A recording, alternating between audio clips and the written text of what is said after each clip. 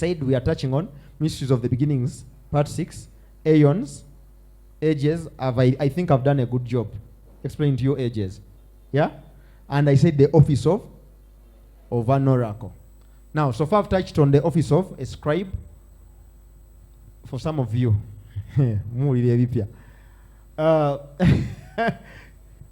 Ephesians 4:11, he says he gave some apostles, prophets, teachers, evangelists, pastors and all of that for the work of ministry, for the perfecting of the saints. Then he says, till those things are not to remain forever. Okay? Those are offices given to the ecclesia, the church. Okay?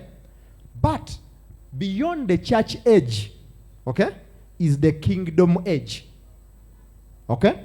And that's what we keep talking to people. That in the kingdom age, you can't be saying, when you reach in heaven, wajja kubuuza, ova mu church yani? Mufaba revelations and mysteries tukunganidde waneeno. Kumuti gweggulu. No, it's all kingdom. Yeah? So in the kingdom age, the conversations grow bigger than our churches, than what? You understand? Eh? The message I preach here, yeah, is mainly that. It's kingdom oriented. Okay? That's why I know it is big. Okay? It's a big message. Okay? 10 years, 20 years, you'll be still understanding the things I was saying. All your children will be understanding them. Okay? So when a teacher grows, the office of a teacher, in the spirit realm they become a scribe. Okay? And I've touched that. It is on my YouTube. When a prophet grows and they mature and they progress and they start also to become relevant in the kingdom age, they are legislators. I've touched that. Now, when an evangelist grows, okay, in the kingdom age, they are oracles. Now, understand the basic role of what an evangelist does. An evangelist is a soul trapper for the kingdom. You trap souls. Okay? If you're an evangelist. Now, of course, what an evangelist also does, the main thing, how an oracle is. Okay? An oracle. An oracle in the spirit realm, because I tell you also some of these things from encounters I've gotten. They are individuals that trap a certain light. Okay? And when they trap that light, okay, they take it and they cast it in a particular place so that that light, okay, can draw men to the source. Okay? A good example of an oracle in the scripture was Joshua. Joshua trapped Moses' light. Yeah? And he was to do the work of finishing it. But now I'm going to show you the main way an oracle operates. Okay? Even in their prophetic, when God is dealing with them, God gives them strategies of war and strategies of administrations. If an individual is an evangelist and they don't understand this dimension of war, okay, it is hard. Okay? That is why when I used to go to crusades, people could tell me, that worship is not the first thing you do. On a crusade, you'll praise. I could ask why. And you realize most evangelists agree with this strategy. First, praise a lot. Why? Praise steals the avenger. Then, when praise has still the avenger, you've dealt with altars. Praise does that. Yeah? It breaks that in the atmosphere. Yeah? Then worship can sustain the presence that has come. Okay? Now, these are strategies that ancient people got and they didn't know. Okay? That is why when you see ministries that have a lot of crowds, yeah? One of the things they have is that oracle spirit on them. They are good at strategies and strategizing because God gives them and speaks to them that way. That there are things that a particular ministry can do. Because it is given to them. Because me, I operate more as a scribe, more as a chancellor, more as a legislator. You understand what I'm saying? And Let me show you. I might not finish all the scriptures. You'll read them for yourselves. But 2 Kings 3, 1 to 27, I'm just going to share with you what the scripture deals with. There is a king of, Israel had been divided, the southern tribes and the northern. There's a king in the north that wants to go and, that is Jehoram. He wants to go and fight the king of Moab, because the king of Moab now, after Ahab had died, was no longer paying the tribute. He was a sheep herder. He's no longer giving sheep. So he decides to call unto the king of the south, Jehoshaphat, to go and fight, and another king. There are 3 kings. Okay? But when they go, okay, Jehoshaphat notices that the battle might be hard. He asks, is there not a prophet? Now, you have also to understand that sometimes these offices overlap. Just like you see it, even in the offices of the body, someone can be an apostle, but they have also a teaching unction on them. Okay? So sometimes, most oracles are scribes, although not all scribes are oracles. And also there are oracles who are legislators or who are prophets. Okay? Now, they ask for a prophet. Okay? And they go to Elisha. Now, Elisha is angry with Jehoram because his father Ahab had been very bad to his master Elijah. So he's telling him, if it wasn't for Jehoshaphat, I wouldn't regard you. Go to your prophets of Baal. He was angry with him. But when he's angry, he said, nevertheless, get me a minstrel and they minister to me. So when they minister to him, they didn't have water for their cattle and all of that. And if you know anything about wars of back in the days, they could be many people, over 20,000 soldiers, so they need to eat. They can fight even for 2 months. Yeah? So they go with their goats in fighting and all of that. So they didn't have what? Water for their donkeys and all of that, horses and all of that. So he tells them, I want you to dig wells. Prophetically, he's giving them a strategy. And as you dig wells, the water shall come. And indeed the water came. But when the Moabites were seeing the water from afar, it looked like a reflection of blood. Yeah? So the Moabites said, surely these kings have slain each other, they've killed each other, so let's go and take spoil. Kume, they were coming into what? Ambush. You see? So as they are coming into ambush, they are beaten and they are pursued. Okay? That is when the famous story where the king of Moab now does what?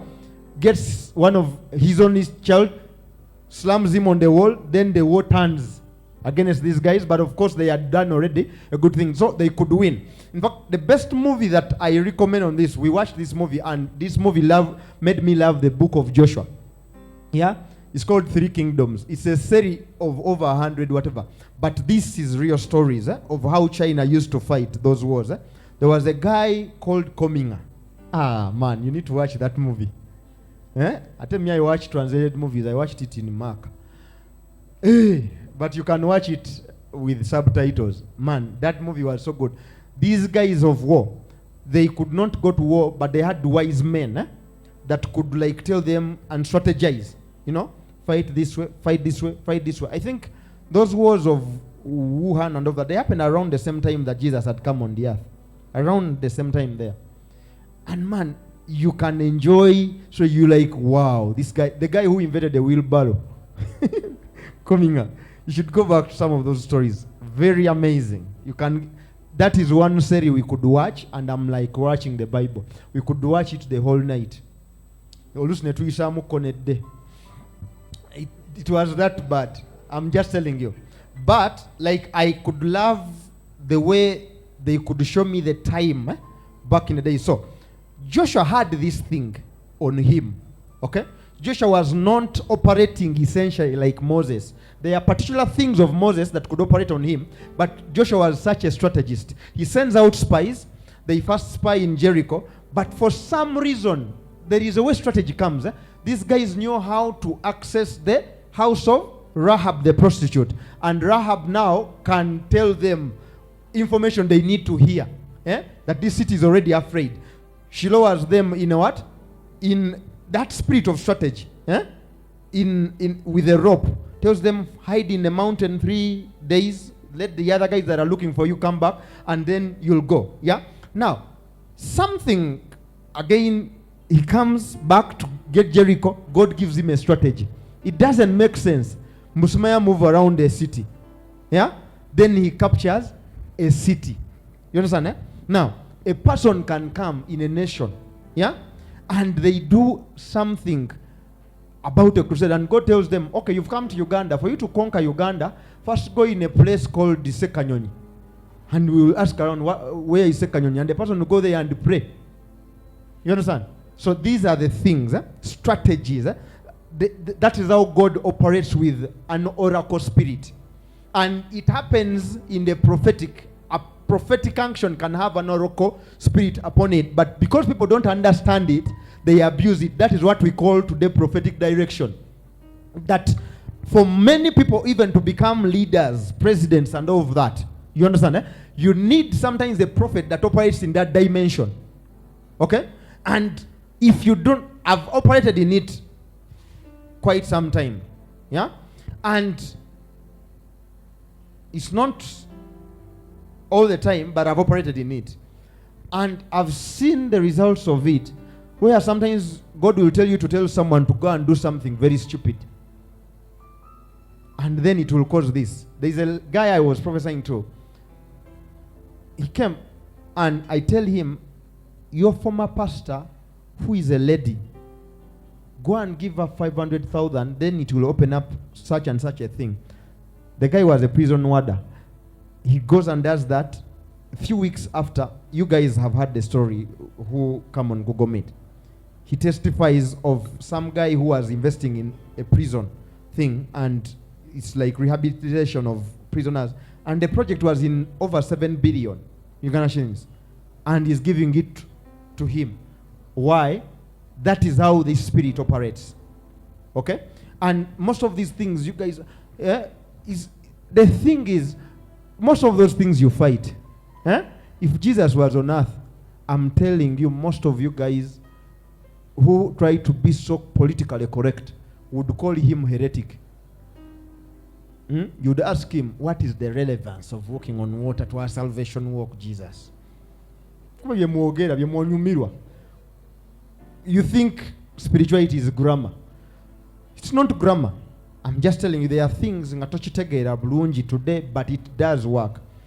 The reason why we would say someone is a false prophet is the spirit that is causing them to tell people to use water, not the act itself.